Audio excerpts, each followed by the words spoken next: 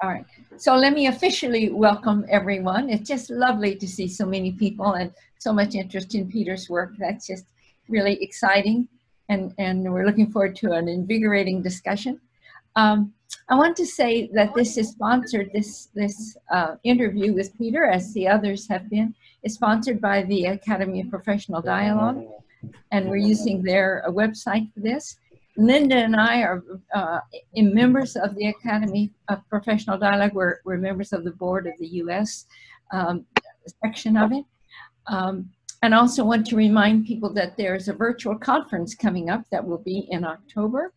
And so look forward to that. And to say that the Academy is a nonprofit that is dedicated to using dialogue to address the difficult problems that are in the world. So that's, I think, the reason that Linda and I are believers in this concept of dialogue. We think it indeed could help the world. So I want to ask if, Bobby, will you take a picture now of all of us? You'll have to take 2 pictures, I think 2 screens. We like to have a picture so we can put up. So everybody smile. And let Bobby take that. Your camera on. Okay, so I'm going to take a picture in 3, 2, 1. Okay, that's the one screen. Give me just 1 second.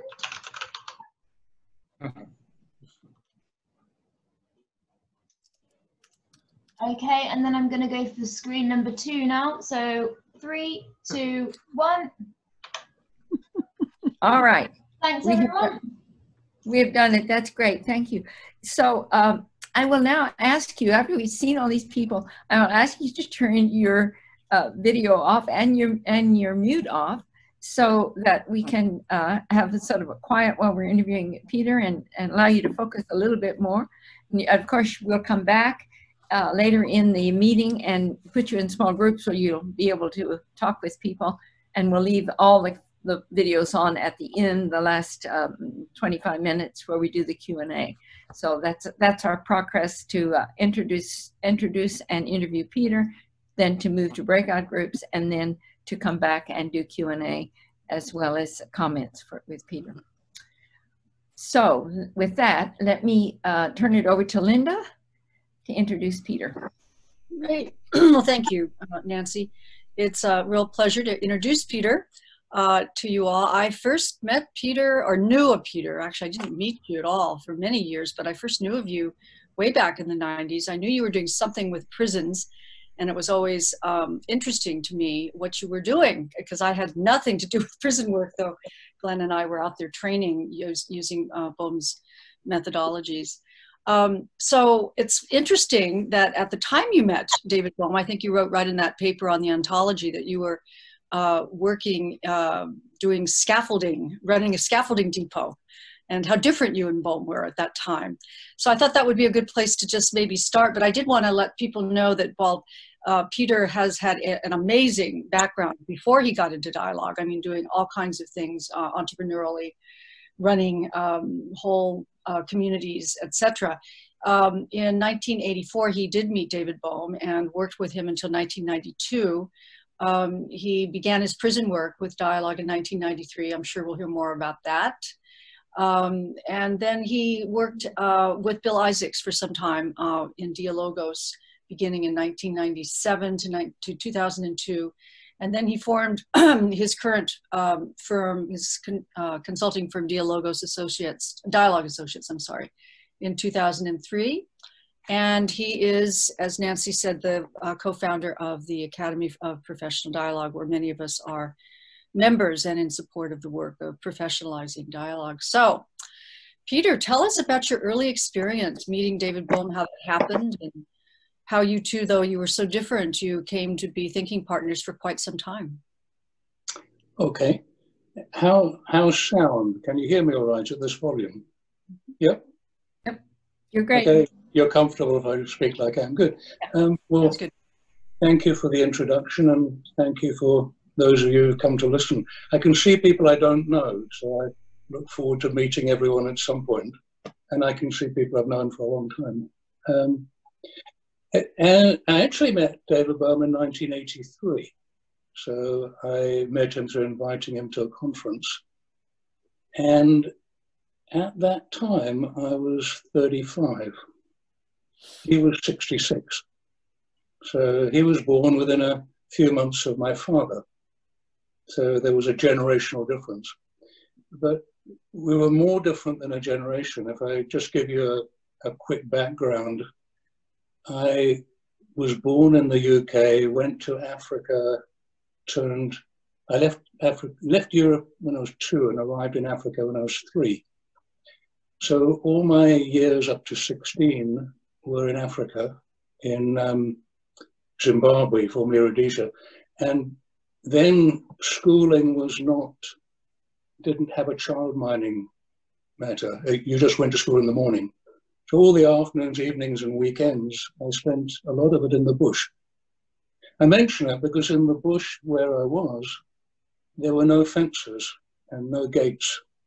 It was just a straight extent of bush. So the idea of an undivided whole, it was pretty natural to me as a child to see how things were interrelated. Apart from I had the chance to find Stone Age implements and Bushman paintings and so on. Coming back into Europe and working, eventually I decided to drop out for a while. I went back into the bush. I built a mud rondavel with a thatch roof where I lived with Jenny, my wife. We had our 2 children. I then came back again to Europe, partly to help establish a spiritual community, first in Africa, then one in Europe. And as you said, I was running a scaffolding depot in London when I met David, who was a generation older and a theoretical physicist at the university in London. So it wasn't an obvious pairing unless you think there's great value in difference. And why I met him, I invited him to speak at a conference. Vicky Coates, I'm not sure if she's here or not, helped do the decor in that conference. There were 600 people for 3 or 4 days, Human Unity Conference. And I thought David would be quite a good draw. So the aim was to get a speaker who would attract more people. I think I felt probably a little bit superior spiritually. I felt I might be able to rescue him a bit. And he didn't agree to come, although he did eventually come. At the conference, he had just published a book, Wholeness and the Implicate Order.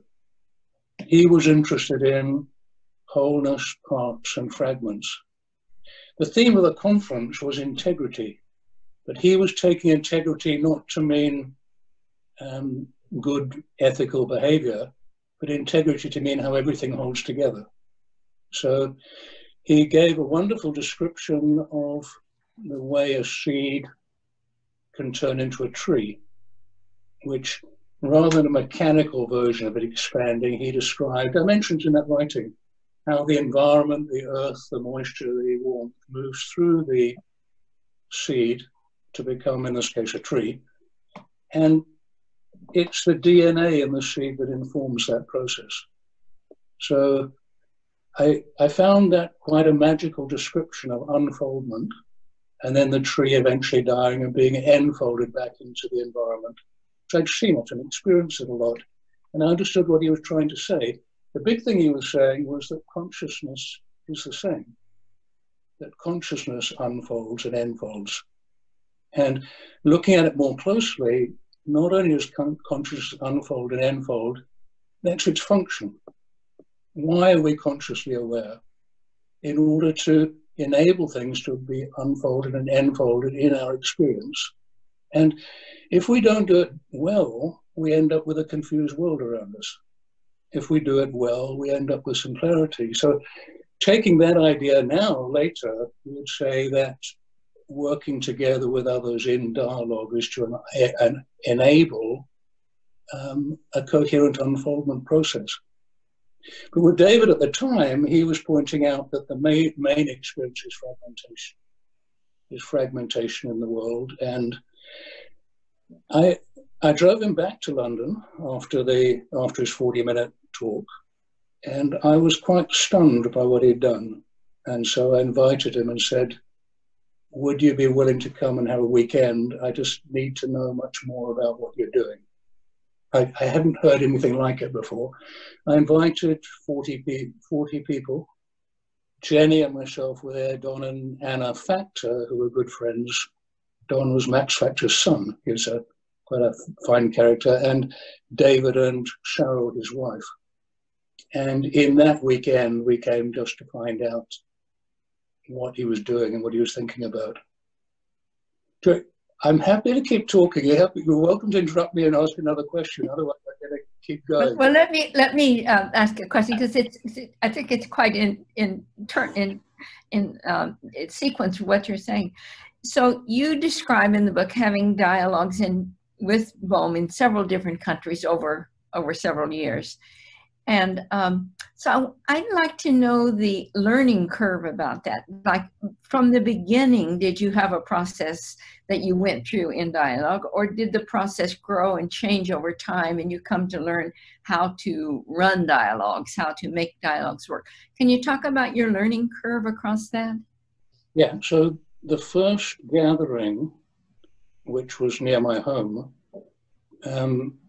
David had some theoretical ideas about dialogue from conversations with Patrick Demore. He ran those through his thinking about fragmentation and wholeness.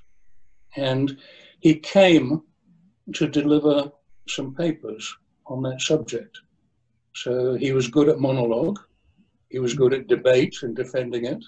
He was good at skillful conversation. But he had no experience of thinking together with other people, apart from the theory of it. So during that weekend, because of the mix of people that emerged, and from there we started then to the second weekend I arranged. He was quite keen, but I knew he had been in Israel and he met his wife there, so I arranged the second weekend in Israel. In Israel, what we did was first sat people, maybe 60 of us, about 3 concentric circles, and the beginning was maybe 45-minute monologue. What are we trying to do? We have a problem in human consciousness. Somehow we're fragmented and keep causing problems and spend all our time solving them. How does that happen? Once we were clear the purpose, the intention of the dialogue was to discover how we're causing ourselves trouble and what we can do to move beyond that, then we went into the open dialogue process. At the beginning, there were no particular skills. There were some ideas that we had to think it through. What I did was I heard people said much more interesting things in the coffee breaks than they were willing to say in the session. So I would just say, if I thought Linda was confident, I'd say, Linda, what you were saying about Nancy or me or whatever, why don't you tell everybody about that? Or whatever. Or did everybody agree with what Nancy said? And get people to say in the room what they'd say outside it. Because otherwise, the room was like a separate process from what was outside when we're trying to get how it all fits together. So the exciting and dangerous thing was, is it possible to say openly with people what you're really thinking and feeling? Right. And the answer is it causes a lot of trouble, but it provides a lot of learning. So we went on, the following one was in Switzerland, in La Ripe, and again a private invitation in an auberge above Geneva. And again, it was going a little bit further in that way and starting to discover memory has quite a bit of a problem here. We were happy being reflective. It felt safer to say in that session that this happened and that was bad. Then we started to get a bit closer to saying, well, at the beginning of the session, I wasn't so comfortable with what Linda said. And then gradually we started to move to get live with what was happening. So the skills, we didn't take any model, any facilitation, any coaching. We didn't copy chi groups or anything else. We were trying to work out what's going on in human consciousness. And we quickly found that the memory problems are also collective. Mm-hmm. When we were in Israel, we discovered there were people who believed that without Zionism, Israel would be overwhelmed by its neighboring enemies. And there were people who believed without Zionism, Israel would never survive. There was a kind of conflict of view about it. In Geneva, it became a real conflict about love and hatred, which was a very deep and intense kind of conversation about the phenomenon of love and the phenomenon of hatred and so on. So what I was trying to write about in the little booklet there is some of the kinds of things that emerged through the inquiry. So there was no teaching of anybody. There was attention to what was happening in the room immediately within and between people. And when people brought in theory, Piaget would say that. We say, yeah, but what do you think's happening right now? So we're not respectful of the authority of former knowledge, nor dismissive of it. We were really trying to get a much more immediate. Actually, my one friend called it, he used to say, dialogue is more dangerous than bungee jumping. Ah, if you're really honest and open and say it, you'll find things about yourself and others that you didn't know and that will change your life. yeah. That's quite a jump from what I'm sure David Bohm and Krishnamurti tried to dialogue, quote unquote dialogue about, right? That was pretty much two people in monologues. So it sounds like Patrick Damari helped move David forward, but I am kind of curious what you see as Krishnamurti's sort of influence on David. Well, Krishnamurti provided a kind of spiritual experience for David, an awakening. But as we moved on, it was clear that Krishnamurti was the lead in the conversation. And David was looking for a different dynamic. We were looking at how thinking works collectively. Krishnamurti, the model, it's a conversation between Krishnamurti and every other individual. So he's like the center of a wagon wheel and everybody's thinking deeply with Krishnamurti. We weren't trying to do that. Krishnamurti withdrew his support from David as he went into the dialogue work. He opposed the dialogue work. He said he thought he should work with him. Mm-hmm. Interestingly, I had been running a spiritual community and moved apart from that during the time I worked with David. Not from spirituality, but from the way in which the community was functioning. I needed a different kind of space. So it's a different dynamic altogether. It's not that it's not led, anybody can lead it. It's that it depends on the whole, and that what is going on within and without is one process. So you need the contribution of everyone to be able to move forward. Right. Yeah. I was sort of going back to the metaphor that you used of the acorn, or that Bohm used of the acorn in the tree. In one place in your booklet, you said dialogues where the consideration that had unfolded was infolded back into a common understanding now held by each of the participants. So what I'm wondering is, when you say it enfolded back into a common understanding, do you mean that everyone in the organization ended up with the same understanding or a shared understanding? Just tell me, what do you mean by common understanding that emerged out of the dialogue? Well, in any meeting or in any process, when you start, if you want to succeed, you gather the key people who are involved, either everybody or representations of the key groupings. And when you begin, people have different ideas about what's happening, but there's a great potential, there's an opportunity, particularly if they're willing to be there. So ideally, people want to be in there. If not, the beginning work is to have people realize there could be value in being there. But you begin with an opportunity. Now, at the beginning, you have to unfold the thinking. You have to expand. You have to hear what people are thinking and feeling and why. So you're going into what I think, what I feel, what my history is, why I advocate this or that, why I'm worried about this and that. You can fill the room as large as you can contain that. If you go too far, it falls apart and you don't succeed. People leave. If you do too little, you remain polite and nothing happens. So you unfold a larger understanding, and then as the meeting goes on, you have to bring that back together into some common understanding. So the common understanding is like a distillation of all the activity there's been, where you commonly understand, yes, this is probably, we have a common sense about how to proceed to move forward. So that might be on a quite an abstract subject, but it might be very practical. In a working example, it might be working out how to proceed with some project or some decision-making process or whatever.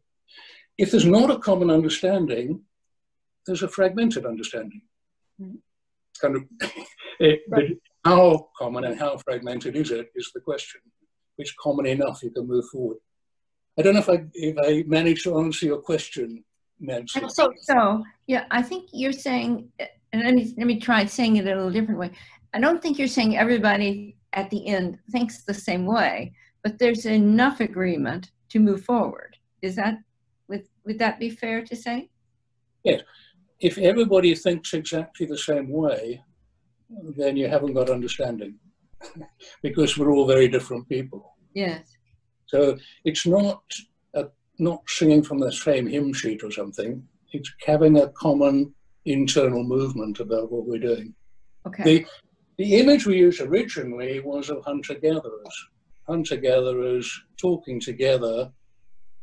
The men might, in some cultures, have the job of catching the animal. The women might have preparing the cooking or whatever. The children might, I don't know what they do, but the idea was you talk together, and at the end everybody knows what they need to do. But you do different things and you understand different things. So it's not so much decision making as common understanding. And it's almost as though fragmentation is at one end, Peter, right? And common understanding is at the other end, though we never totally heal fragmentation, right? And I'm kind of curious, how did David Bohm come to that understanding about fragmentation? Did that come from his theoretical physics work, or was it something that kind of developed out of the dialogues that you held with him? No, it was a proposal he had when I met him. So I know it preceded my meeting with him. There is the one story that I think is one of the roots. I mentioned it. He, as a physicist, was both close to Einstein and theory of relativity.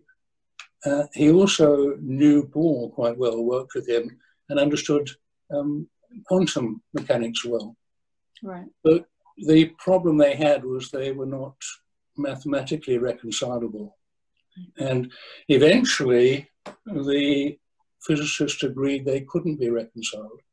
So there was a Copenhagen interpretation. They decided, not that they didn't know how to do it, but it couldn't be done, that the basis was too different because of the nature of discontinuity and so on in quantum theory. So he attended a party where he was dismayed to find that Einstein and his followers all stood at one end and Niels Bohr and the others stood at the other end, and they didn't interact. They not only didn't interact, they actively ignored each other. And what he said was, well, there's only one universe, there's only one, these must be reconcilable. But the reason they think they're not is because they have deep beliefs in a particular theory. Mm-hmm. And he took the theories back to the worldview, and the worldviews were different. So he's one of the few people in history who's proposed an alternative worldview at this depth for this kind of purpose, where he proposed the idea of unfoldment and enfoldment. And he said, if there is continual unfoldment from the unknown into manifest, into the extricate world, and enfoldment back, I can reconcile these two. And he did. He and Basil Hiley then later published an ontological interpretation of quantum theory reconciling them. But I think he took that breakdown in the scientific community as typical of what happens in local communities, in schools, in churches, in universities, political, and everywhere. So I think he generalized it, and that was either an early or one of the very early examples where he said, this is generic. Everywhere around the world, we are unable to think together about issues that concern us all because we're committed to a particular position about it. Right. So that's why so I think that's the root of the concept of fragmentation. It's clear, sorry. Well, I just wanted to get, so it really began with a different worldview, and it's broadened. You know, we're not going to heal all fragmentation because, of course, that's almost impossible, but it started from the big picture, and then we saw it show up in everyday life in terms of conflicts, different ways people think about things. Yeah, I mean, the way I worked with David, I met him, then I worked with him for 8 years, and then he died. And I've worked for another 28 years since then with Darla. Actually, about 20 of them with Jane, but about 28 years after he died. Now, with David, we established the need for dialogue. If fragmentation is everywhere, if we don't deal with it, we're going to break up the world. So, but how you deal with it is not by saying we'll deal with the whole of humanity, let's have a deep humanity conference or something. What you do is you draw a circle around a small community, around a part of an organization, around part of a community. We've done it often. You go into an organization, start with a few people, and within that group start to see how you're thinking together, how you're causing trouble, how you can behave in a different way and have a clear outcome, and how you can incorporate others. So then you gradually enlarge that circle, and that circle is essentially, if you do it well, the dialogue is that. It's thinking about how we can think together in a holistic way rather than a broken up way. The alternative is force.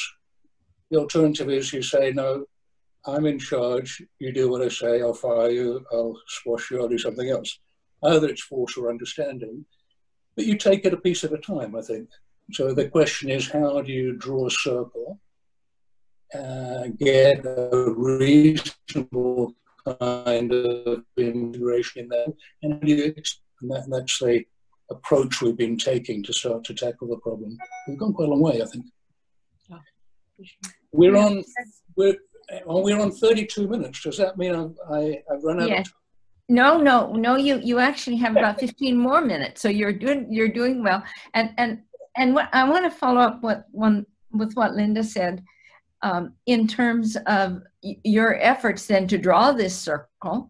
And I know from the academy that one of those circles you drew was within the prison systems and how to solve that. So I'm interested in you talking a little bit about applying that to the prison system. And then if you will say what other systems or what other issues that are serious like that you've been able to address through dialogue. But start, if you would, with the prison system. Okay. So David died in 1992. And less than a year later, about 8-9 months later, I began 2 dialogue groups. One in Lancaster that met on one Saturday every month and still meets. It's been going ever since. The other one I began in a maximum security prison. I began it through a conversation with Patrick Damare. As a matchmaker, he put me in touch with Dave Parsons, and they had used a paper we'd written, Dialogue, a Proposal, and we went into a maximum security prison and started the dialogue work there. The basis of the dialogue work was exactly the same as the basis of what we've been doing with David Bohm. With David, the problem was we only had volunteers. The group was volunteers who wanted to learn about dialogue and then parted. Mm-hmm. They got good value, but they didn't have a longer term relationship. When we went into the prison, the prisoners lived and the officers worked in the same building day after day, week after week, month after month, year after year. So whereas a more Krishnamurti-like conversation, you look for an echo from humanity, here we were getting an echo from a few hundred people directly a few days later. So the result was we could learn hugely. What you learn, of course, if you go into a place like a prison where people don't want to be for a long time, you learn that they're pretty argumentative and pretty critical. So you have to learn very quickly dialogue, some facilitation skills. Yeah. And again, I had no model apart from what we developed, but if you don't develop an inquiry, you'll never succeed. So the simple question is, how do you sit with a lot of people who are not particularly wanting to inquire, alongside it was for us, prisoners and officers and others, how do you actually get them into an inquiry? Well, the model I used, and I've developed it well with Jane since, was you have a conversation, not a dialogue. But how was the football? Premiership started again on Wednesday. What did you think of the match? Fellaini was an idiot. Whatever. You get people talking about what they're interested in. Nancy's interested, but now is Mariev. I have to try and get her interested. No, somebody else. And gradually you work the way around until you got everybody in, and then you can start getting into an inquiry. It was very effective. The group, that first group, ran once a week on a Tuesday for about 2.5 hours. And we ran it, Dave left fairly soon, but we ran it for over 9 years on that basis. So it took exactly the same group? With exactly the same group? Well, what I established was not only freedom of speech, you could talk about whatever, but also freedom of movement. So they volunteered to come, people. So people were released, new people came into the prison, people were moved around, but we always had a solid group of people. What we got was the heavy-duty people who didn't want to do therapeutic courses, but they were very happy to tell you what they really thought about the world and what was going on. And what it led to was them eventually thinking about their lives. What am I doing? But of course, I was also thinking, what am I doing in my life? And that's a real question in every dialogue, isn't it? Why am I here and what am I doing? How well am I doing it? Why am I doing it? That's the question in every dialogue. And as it, of course, for them, it meant, we talk about suspending, which is saying what you're seeing and noticing, make it available. For them, saying it meant not doing it. If I say, I am really pissed off with you, that's a lot better than hitting you. So, of course, then not only do I not hit you, but I start to find out why I'm annoyed or angry and so on. So we found it was not only therapeutic individually, but it provided a sociotherapy, which clearly was there in theory with Patrick Damari's work.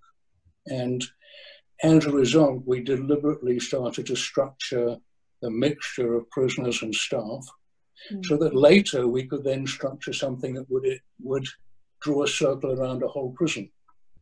A whole prison has executive groups and uniformed staff and prisoners.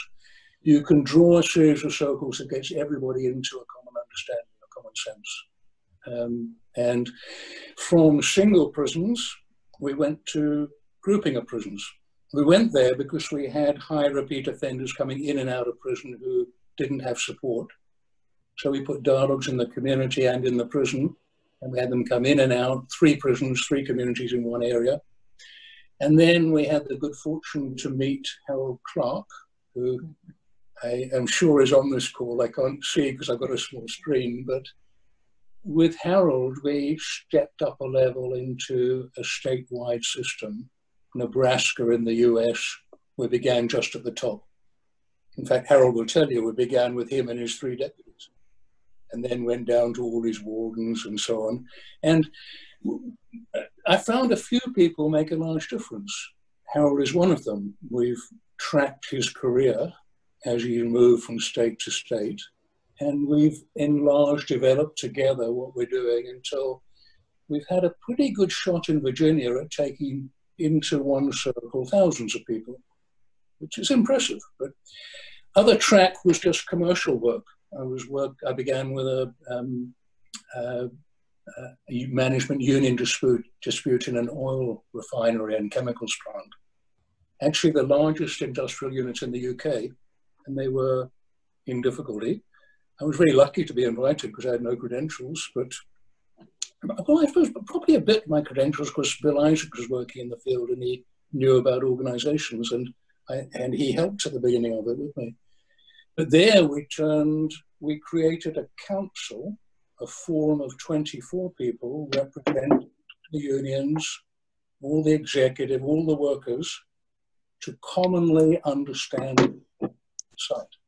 It was entirely dialogic, and they did establish a common understanding and moved huge things from there. That led me into then the multinational and the world of multinational organizations in that same company, oil and gas company, for maybe 6 or 7 years, and then several other multinationals. So it's been a long commercial career that's managed to pay for some of the prison work. And then we went into open systems deliberately with some United Nations work. Right. Is there an arena where you couldn't work with dialogue? I don't think so. Is there an arena where people would not benefit for drawing a circle and using dialogue work in the way we've never developed in the academy? And I think it's applicable anywhere is the last part of your question. And it's probably what you're going to actually be doing is somewhat different. I mean, you mentioned in your paper that the prison system was quite rigid. And I would imagine that's very different from, say, doing work within the UN or in a large multinational corporation. So probably how you think about taking dialogue in might be different. So is the question about just a bit of background noise I couldn't catch? I guess I'm just wondering how your work with the prison, where there's a lot of background noise. I'm not sure what that is. Is everybody on mute? David, could you, I think it's your background music or background sound that's coming on. Yeah, thank you. David's muted, so we're fine now. Great. So I guess my question is, were there fundamental differences in your approach to, say, working in a multinational versus a prison? Given the prison, I would imagine culture was quite more rigid. So I'm just curious. Well, the journey was, we began with dialogue with a group of people. So I use the term in the room. There were a group of people, they may be there voluntarily or temporarily or long term, but the extent of the circle was a relatively small group. We later started to draw the circle around an organization or around a community. So when you do that, not only do you get more feedback, but you have to find the relationship between dialogue and decision making. Mm-hmm. So you don't have to make so many decisions as a prisoner in prison, apart from in relation to your own life. When you're running a prison, or running a group of prisons, or running a statewide system, you're paid to make decisions. That's what you do all day, and you're paid to make good ones. You're accountable for them, and you can be relieved of your post if you don't make good decisions. So, but then the dialogue wasn't designed for decision making, it was designed for common understanding. Well, does common understanding help decision making? Absolutely. If you're trying to make a decision with fragmented understanding, you know a bit, I know a bit, Nancy knows a bit, and we're going to make a decision. We better find out what each of us know. Right. Otherwise, we're going to make a decision based on the little bit I know, and it'll affect you. Now, that's what happens in every organization. I sit in some central function, I make the decisions, they arrive to you and you say, why on earth is Peter saying do that? That's stupid. Because you've got information. So the relationship starts to be, you draw a circle, get representation, but you understand together what the situation is, what it is now, and what you hope it might be, how you might move with it. And that in turn then informs the decision-making process that people have to make. As you start to get that, then you can start to really shift the way in which the organization functions and the experience of working within it. Right. But it's not, the history is otherwise. The history is more senior and more powerful players tell other people what to do, and more junior people, to benefit in their career, keep doing that. So you have to unwind the situation for senior people what to want to know from others, and for junior people to be willing to speak up and take some accountability for what's happening. So it's an elaborate process, but it's no different anywhere. The problem of fragmentation looks different in different places, but it's pervasively the same problem. Yeah. So I'm going to stop us because we have now run out of time for this part, Good. Peter. So I'm going to ask if Bobby will move us into small groups, and we'll have about 20 minutes in those small groups. And what we'd like you to do is to think about what Peter has said. Think about your own situation, and really have a good conversation where there'll be small enough groups for you to do that. And then as you come out of that, we'll ask you to anything that occurs to you that you'd like to comment on to Peter about, if you'll write that in the chat. If questions have come up for you, will you write those into the chat?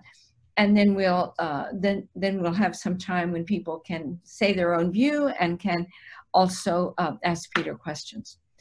So I'll ask Bobby to do that now for us. And I think when you get into your group, you'll have a 1-minute warning at the end that will tell you we're about done and that you need to come back to the full group.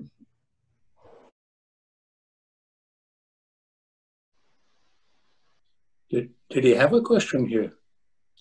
Go ahead, Hugh. Yes, I did. It wasn't a question so much, Peter. I was really enjoying the personal angle that you bring to this. Yeah, I was wanting to ask how a person who shifted scaffolding around ended up with 40 people, where you found the 40 people from. But that's it. We can find time to do that. The real interest I had was in consciousness and what you understood from David about his way of seeing the world, which is, you've written about it in your paper, but it didn't come into your talk. And it seemed to me, I've always understood that David Bohm spent time with the Dalai Lama, as did other physicists. And if I'm right about that, I would love to hear what you picked up from David when he spoke about that experience, because it seemed to me that those conversations provide a way of seeing that informs anything we say. If we're seeing it that way, whatever we say would be dialogic. So I'm interested in what you might say about that, particularly your experience. So we'll give everyone a chance to do their writing, and you might start with that, Peter, when we come back together after people have had a chance to write their comments and their thinking in the chat. Thank you for the space.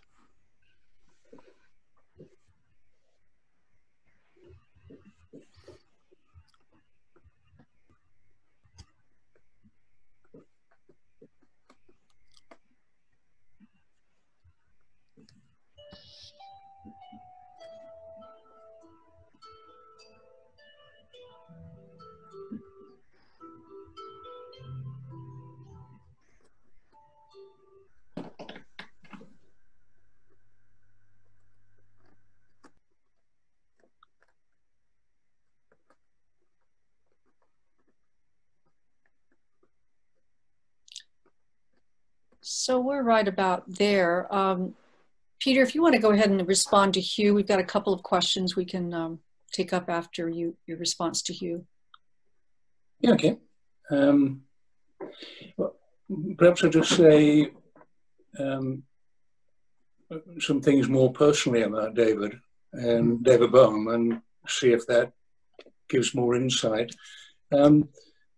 David was married to Sarah Bohm, I think she was christened, and Sarah was a very outgoing, socially engaging woman, Jewish, with lots of energy and vitality, and she filled the room and rather protected David who was socially rather inept. If we went to a pub, he would just stand there. He wouldn't. 6 of us were going to a pub together. He'd just stand there, and I'd go and get drinks or something. People would be talking, but the moment something interested him, he'd be right in the middle of the conversation. So he didn't do conversation as such. He wasn't he didn't socially please or displease people. He was never offensive, but he just didn't do it. He just stood there. And Cheryl said to me, one of her relatives was quite upset. They both stayed at their home. And she came to Cheryl and said, "Is David all right?" She said, "Why?" And she said, "Well, he's just sitting on the bed looking at the wall." And she said, "No, that's what he does. He sits and thinks. He's a person who thinks." So going to his home, it was like piles of books which had been looked into but not fully read everywhere, either side of the armchairs, the tables, and everywhere. So so I found when I met him, he was immediately into a deep conversation from the first time I met him, and always when I met him, very enjoyable. Used to walk together a lot and think. The problem he had in theoretical physics was he was proposing a new worldview. So Newtonian physics is building blocks. Relativity is fields in which particles are the center. Quantum theory is energy. It's there, it isn't there at different levels. And he proposed unfoldment and enfoldment. But that's not a very popular idea. Physicists don't generally think that way. So he was very interested in anybody who did. And of course, Buddhists think that way, and other people think that. So he was very happy to meet Buddhists and say they believed that that was how the world works, even in reincarnation and so on. So a bit of it was engaging with, so I met the Dalai Lama through David Bohm, and he really liked David. He said, "He's my teacher. He teaches me all about physics." He said, but afterwards, I can't remember what he said. It sounded right. And I met Krishnamurti through David as well. Very interesting to meet him. But so he was a man who was not obsessed. He was just singular. He wasn't thinking theory. He was trying to get the immediate experience in its most immediate and broadest. So he liked thinking about the fact that the only light on Earth is from the sun, and you can generate a bit through light bulbs, and that light is reflected in a way that it's accessible to form an image of the world wherever you are. That's not an abstract theory, it's an experience, but seeing light unfold through reflection into the eye, and lo and behold, it forms in your consciousness that outside world, anywhere you put your eye. Well, so then you get a holistic kind of unfoldment.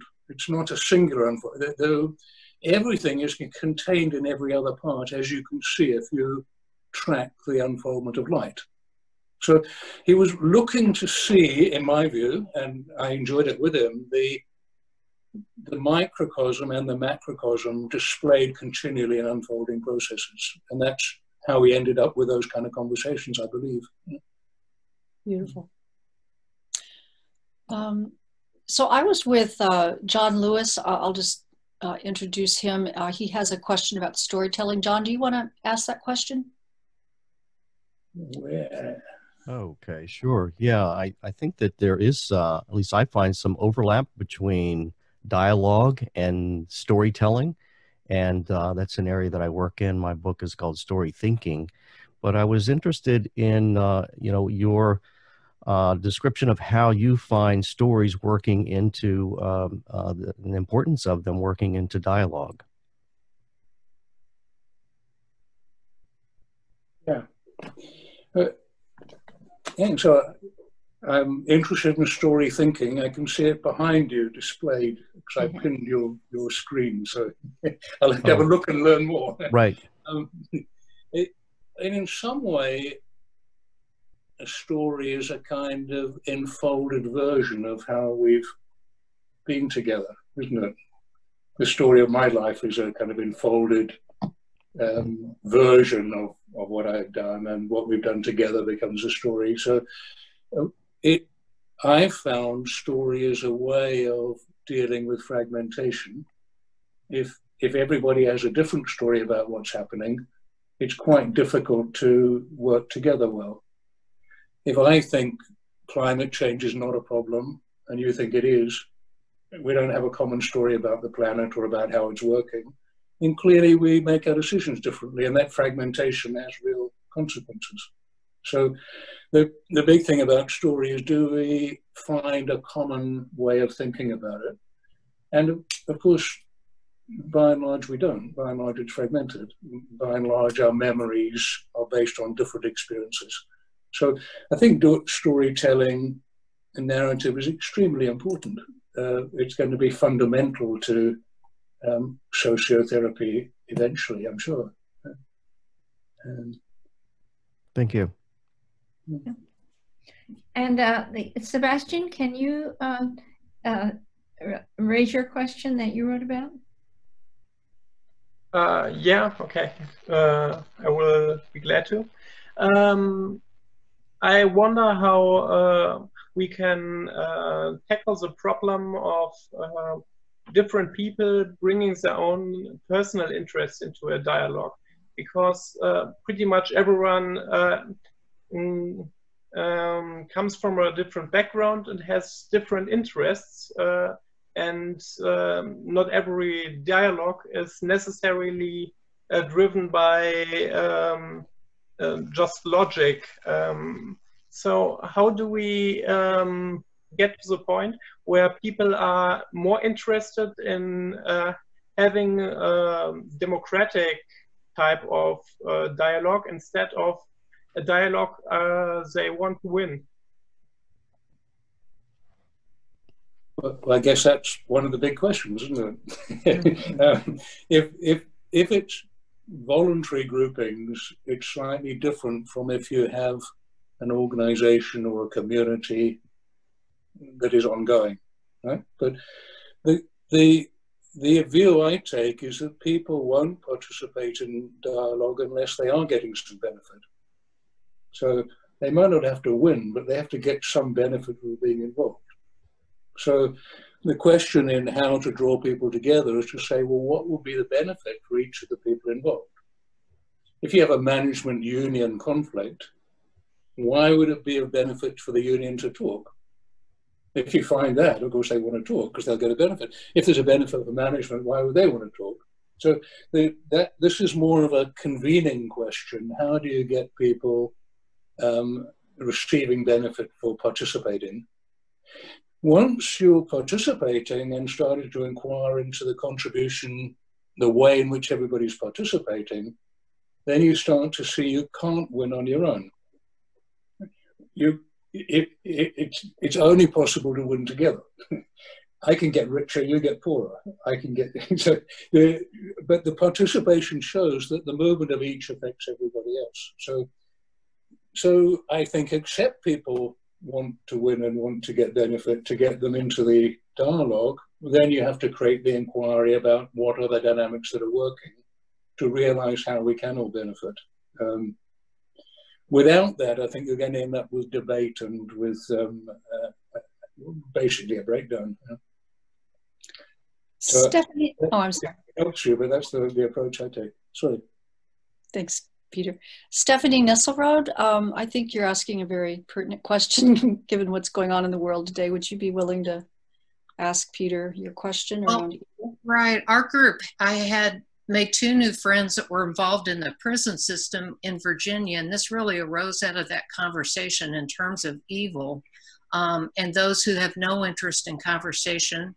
And so we were just curious about how he saw evil and how that might eventually be linked into dialogue.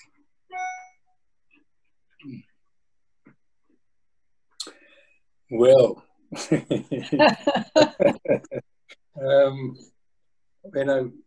I'll answer the question honestly, and you can see where you go with it. The first prison I worked in was a maximum security prison in the UK, called Whitemoor in Cambridgeshire. And in the second year I worked there with the weekly dialogues, I began a group for sex offenders only. So whereas I had been meeting with violent criminals and so on, the second group was sex offenders. In about the fourth year, I began a group that was on in a more private area. Well, actually, it wasn't. Anyway, I began a group, smaller, that was only for serial murderers and serial rapists. It was a small group.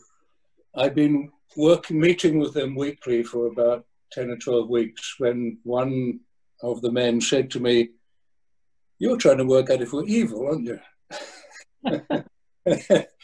I said, "Well, I hadn't realized, but yeah, I am actually. I'm kind of interested to know, are you guys evil or not?" And the inquiry I had with them, which was difficult because they had all been publicly cross-examined in courts by police, by the media, by psychiatrists and so on. So they were pretty elusive. I found them to be quite intelligent, quite interesting people, and my view was that the way they led their lives was a result of what had happened to them. So I ended with a position that I don't believe that there are evil people. I don't believe there are people who can't be incorporated into society with skill. I dealt, and I know Jane and others of you will have done, with mentally ill people in prison who sometimes behaved in bizarre ways, and it's very easy to incorporate them through dialogue in an intelligent way. So I rather find myself at odds with the idea of good and evil. I hold that to be a simplistic view. I do believe that it's possible to incorporate all. I don't really think it helps to spend the time saying, well, could we have got Hitler to be benevolent or something? You might choose closer up people. I think in the right position, in the right way, that it is possible to include anyone, yes. I don't know if that goes where you meant, Stephanie, but that's my position on it. Well, it does. And I hold out a lot of hope for grace and redemption. So I think I view it in similar ways, although I find it harder to have that view with some people than others. So thank you very much.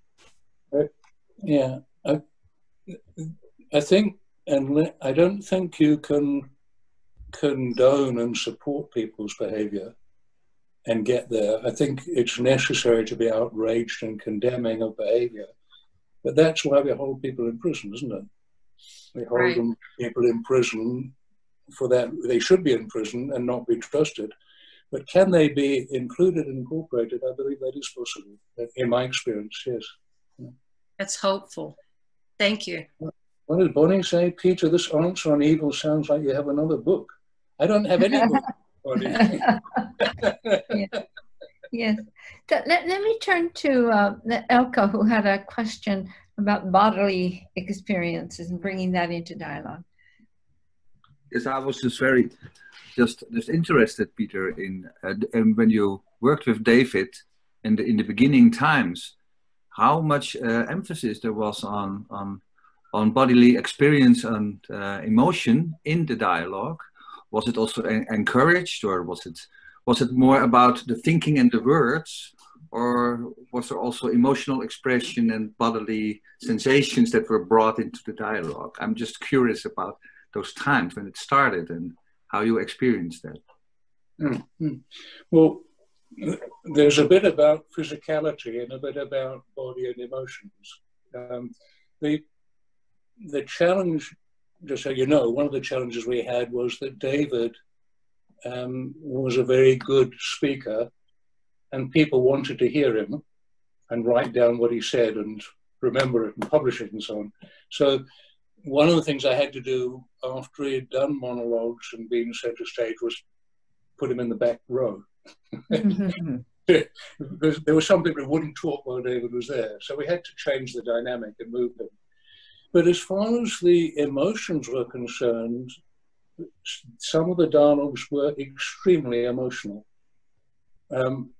In comparison, what I hear people calling Bohm dialogue is very controlled. The emotions involved were there. If there was a strong argument breaking out, we could understand what's involved for everyone when there's a strong argument. So you might say, well, no, that's not the root of argument. It's not only argument.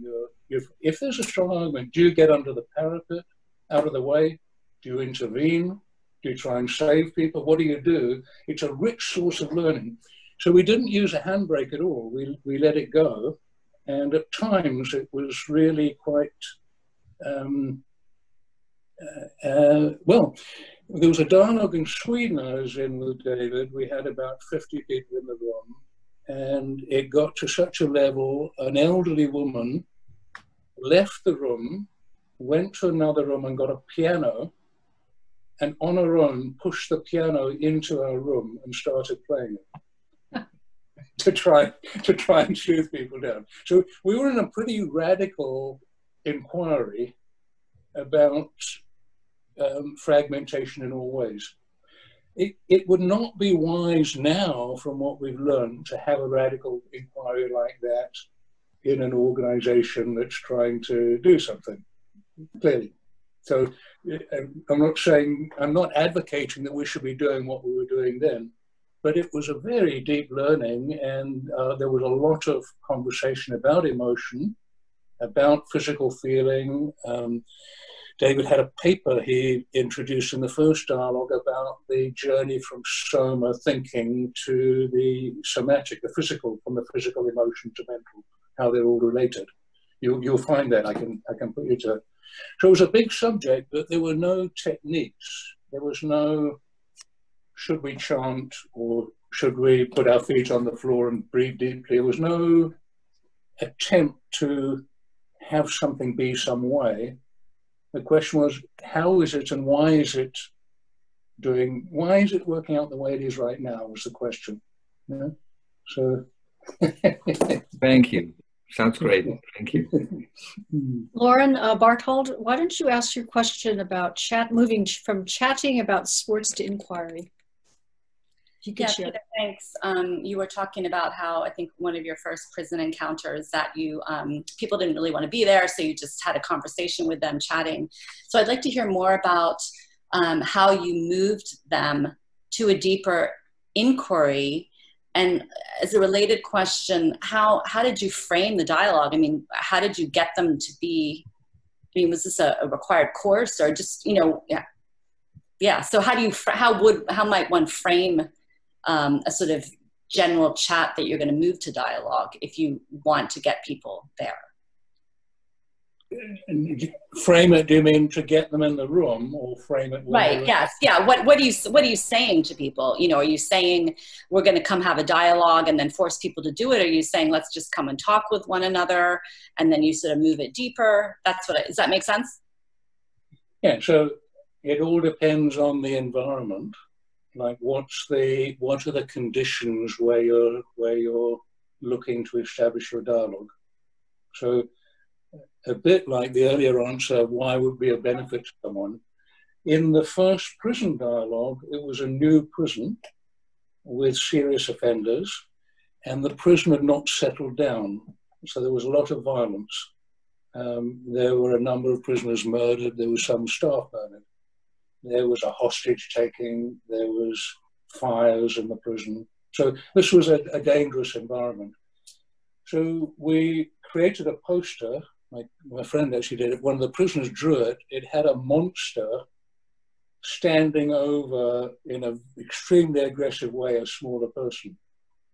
And it said, when you fight with monsters, make sure you don't become a monster yourself. And the monster was either the prison officer looking at a dangerous prisoner, or a prisoner looking at a dangerous member of staff. And so that was the invitation. And when people came, they could talk about whatever they wanted.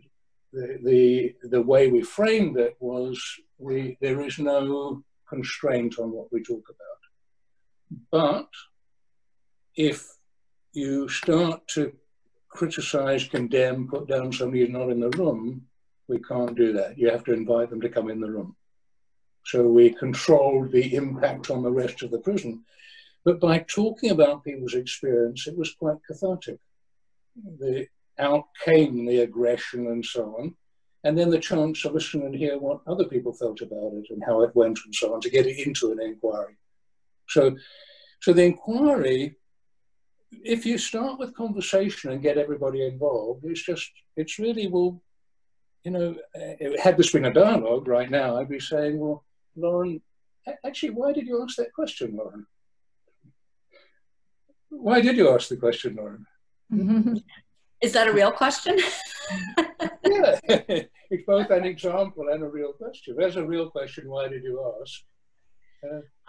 Because I've been in doing the online BOEM dialogues with Linda and Beth Macy for the past couple of years now. I've never been officially trained in BOEM. I've used some. I'm coming out with a book on dialogue, and I've used some of his Bones writing in that. But my training in facilitation has been in reflective structured dialogue, also intergroup dialogue, so which have very specific ways to move people, and from one idea to another. There's a very transparent and explicit purpose for every single dialogue and every single step. And I've always, I really have enjoyed reading about BOEM, but I find that for me, it's really difficult to imagine how to get these Bohemian dialogues off the ground in a place where people might not necessarily want to be there, or in a community setting like what's going on in the States now regarding race. To me, it's really hard. I just can't, I can't, and I really mean this, I just can't conceptualize how to start these sort of conversations without a really explicit, clear structure. So that's just something I've always struggled with in terms of Bohemian dialogue. So that's why I asked the question. Okay, well, we could get into a dialogue about this.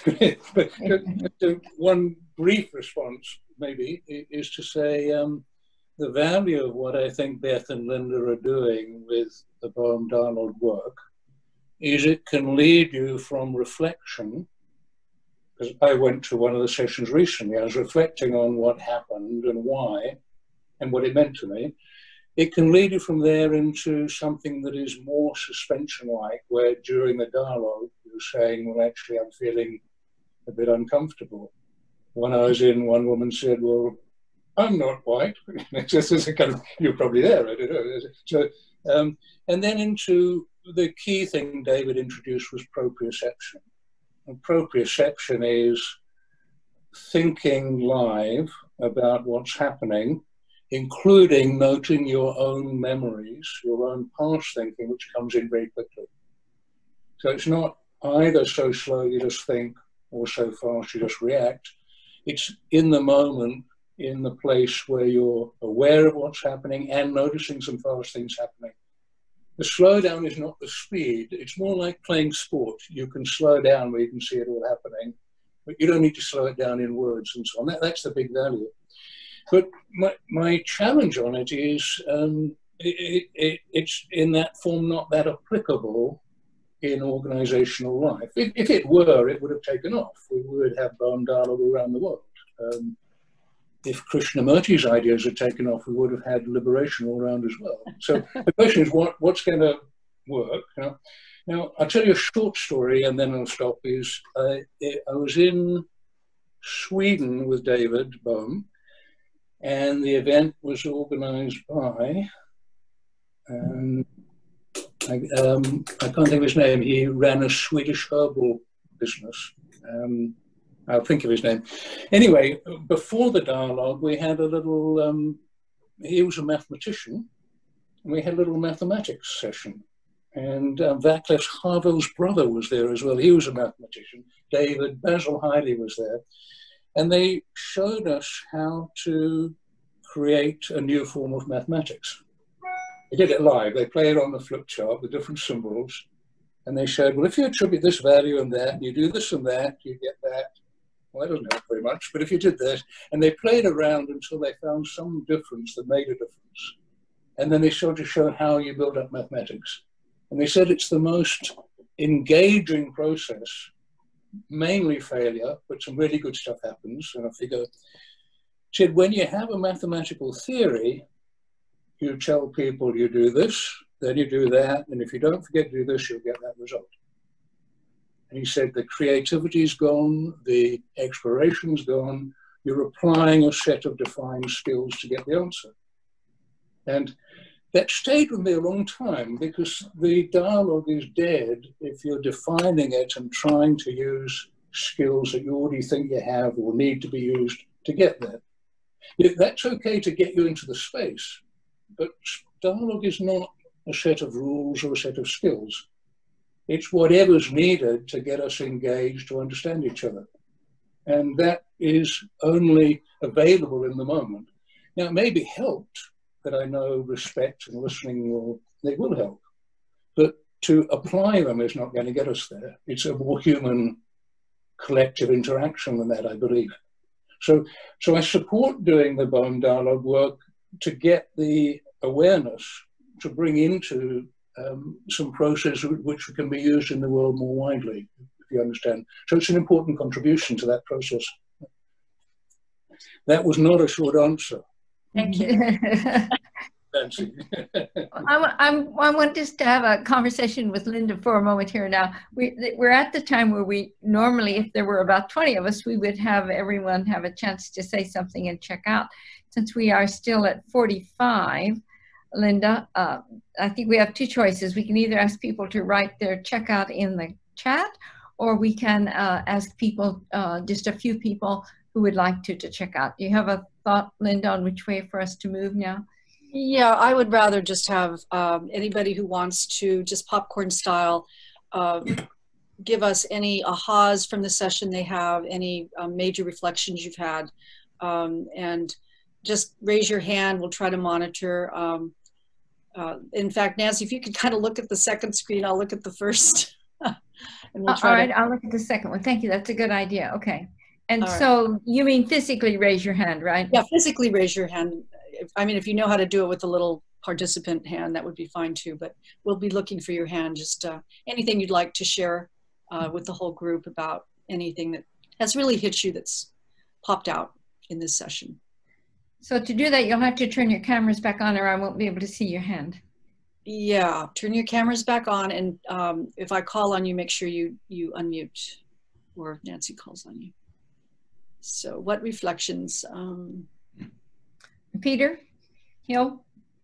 Yeah, I just want to say just so beautifully done, Peter. And strikes me that it's not easy. It's taking a long time. I guess you can't perfect dialogue, but you can certainly you can certainly build on what you've done and what David Bohm offered and was built on further. I guess I'm just struck at your staying in the work of dialogue for so long, and what a gift that is. Just kind of remarkable, and thanks for sharing. Really do appreciate it. Chrissy, unmute yourself, please. Thank you. I'm sorry. I just also made like this, hence sum up, because I can just build on what Peter Hill said. Peter, it was so beautiful, and it's so fresh. It's so fresh. I said in the breakout group, I'm so taken that how you describe it is it's like yesterday, and this freshness really touched me. Yeah. And I liked that you brought us, Peter, that you brought us David Bohm closer also as a human, yeah? Not neglecting his scientific background, but I find it very moving, almost getting in touch with his thinking. Yeah. And I have a question that stays with me is, I have asked myself often in how far the fragmentation that he experienced as a physicist, yeah, how strong that was on him and in him, this fragmentation, that it had a strong force for dialogue in a form as thinking together, yeah, and also the relation between his own illness as bipolar depression, which is also can be seen as a sort of fragmentation, yeah, in how far that also leads him or led him to dialogue in terms of thinking in a whole circle where the different aspects and the shadows are invited. So I'm very moved, and I also would like to share that this, if we can follow up on that format. I found it so intriguing, or maybe it's also relevant for the online conference. I just want to thank you all very much. Thank you, Chrissy. Thank you, Chrissy. Any other, Peter, do you want to respond just briefly to that, or shall we just move into more comments? Would it be best just to have whatever comments there are, and I think so. I think that's useful. Give people a chance to get their voice in.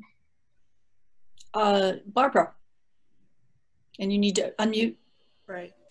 Well, Peter, I really have enjoyed hearing about your experiences. I'm envious that you got to know David and so many other people in such an intimate way as you were developing your work. The takeaway that I have is that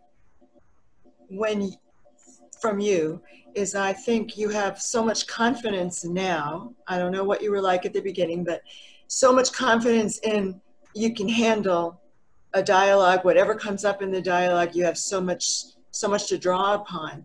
But the more important thing is that I feel, correct me if I'm wrong, that you are in the dialogue. You're not outside the dialogue trying to make it happen and masterminding it, but I imagine that the people in dialogue sessions with you believe you are one with them, and that therefore the burden of feeling like you have to have planned it out and figured out all the steps is not part of your approach. Would I be right about that? Okay, other comments?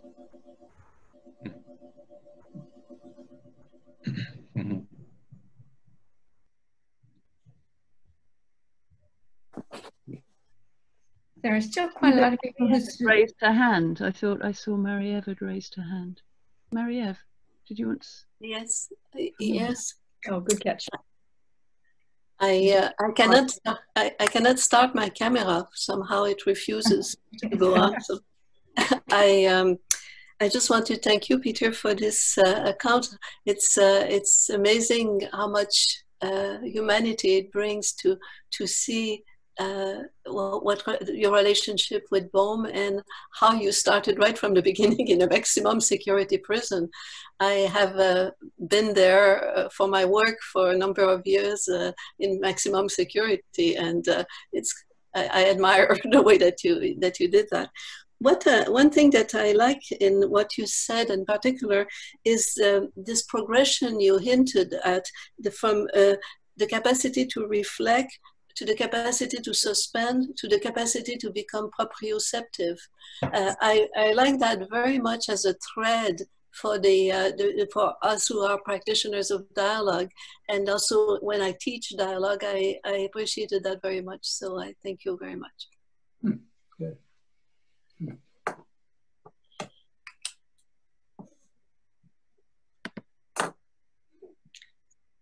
Oh, Harold, please.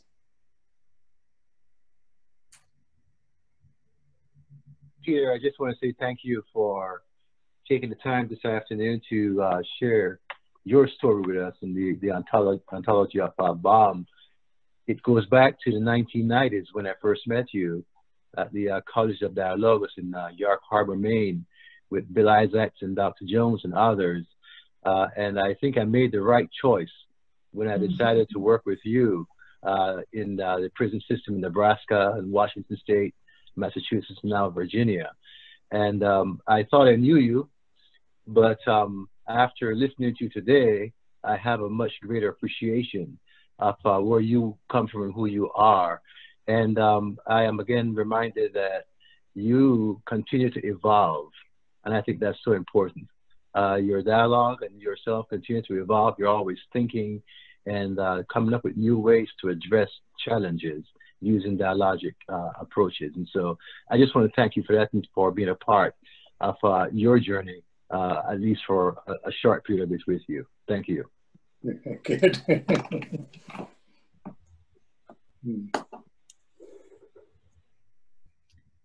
If you don't have your camera on, we won't be able to see you raise your hand. So, right. Oh, yes, June? June. Yeah. You need to unmute. There you go. Peter, I'd like to thank you for this opportunity. I love the breaking into the little chats and being able to talk to people from different countries and finding out how they feel about the United States and how we think. We really had some really good conversations and dialogue. This also has opened up some bigger opportunities for me while I am able to teach the Department of Corrections dialogue as well and be a part of it. It's also helped me grow very much. So for that, I'd like to thank you. Thank you for this opportunity. Thanks, June. Other comments?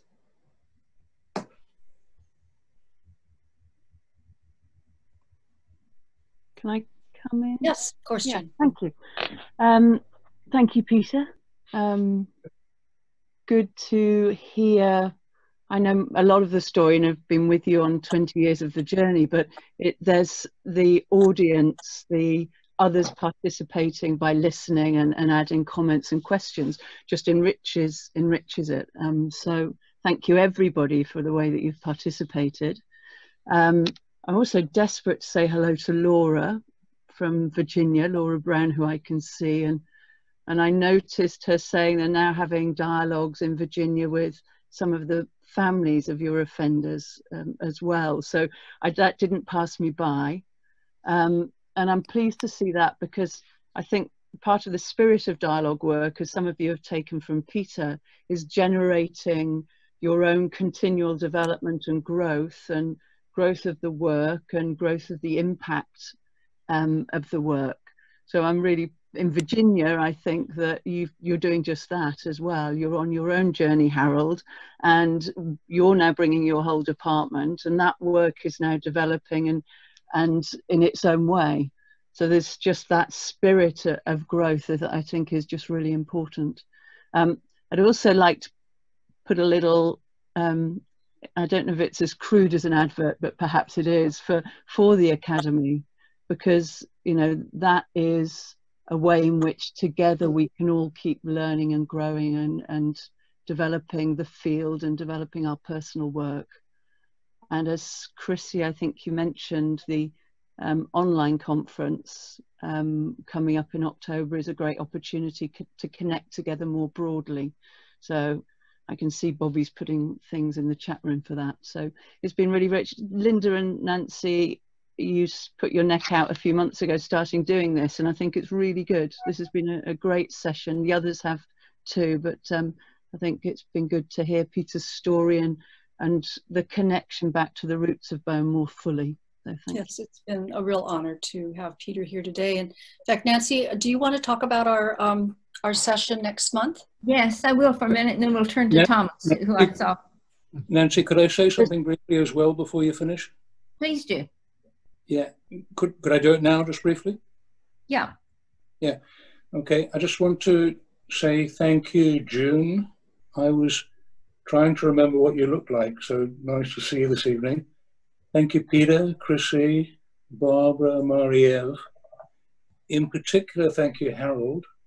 When you go down the motorway, you don't need to see many signs to get to where you're going. You don't need to meet many people. There have been probably half a dozen people who made all the difference in my work. Harold is one of them. So thank you, Harold. You're a great one. I just also wanted to show you this. You see what I have on my head. I tell you briefly, when David died, it was quite unusual. We had a dialogue a few months later and we talked about it, and he was in an inquiry about why do we relate to our physical bodies when we could identify ourselves with anywhere in the universe. And he then, on his way back from a day's work in the taxi, died. So maybe he really got serious about that inquiry. I don't know, but it was a very easy passing. And so I went and helped with the funeral and went back with Cheryl to home to have a glass of wine and cake and so on with people, all the friends and family. And Cheryl went to his bedroom and there were 2 hats. And she took the 2 hats and she gave one to Don Factor and the other one to me. And said, I know David would like you to have these hats. Yeah. So I left it in the top of my cupboard. This is the first time I put it on for 30 years, or 20 years, I don't know. So I got out the hat. Of course, when I got the hat, I felt it was like passing something on. You know what I mean? Like passing on a mantle almost to say, here's the hat. So, and it feels symbolic seeing you as a thinker. And I found it's too big for me. Which also felt quite symbolic. I'm obviously not quite up to it yet. Then this afternoon, when I saw Jane earlier on, we were sitting downstairs, and I said to Jane, well, you try on the hat. And guess what? Cinderella-like, it fits Jane perfectly. Only because I've got more hair. So I not only made a good choice with Harold and others, I think I made a good choice with Jane. She clearly can wear the hat, and we will continue to work together while she does. But thank you for the moment. I appreciate it. And I'll take the privilege of doing the last speaking, if I may, before we stop. And that is to let you know that that our next speaker will be Bill Isaacs. And that and Bobby's put up his book and a little image of him, and he will be on July 24th, so a month from now and a little more. And also he will be an hour later than we normally do this at 12 Eastern time, and he'll come in at 1. So put that on your calendars, and of course you'll be getting a notice, and there'll be notices on the Academy site. So let me then thank you for such an enjoyable meeting today, certainly for Peter and his insights, but also from the insights of participants. I've just truly enjoyed hearing and knowing a little bit of each of you. So thank you so much, and look forward to seeing you next time. Thanks for coming. Thank you very much, Nancy and Linda. Appreciate it. Thank you. How do I leave? Awesome. Thank you. Yeah.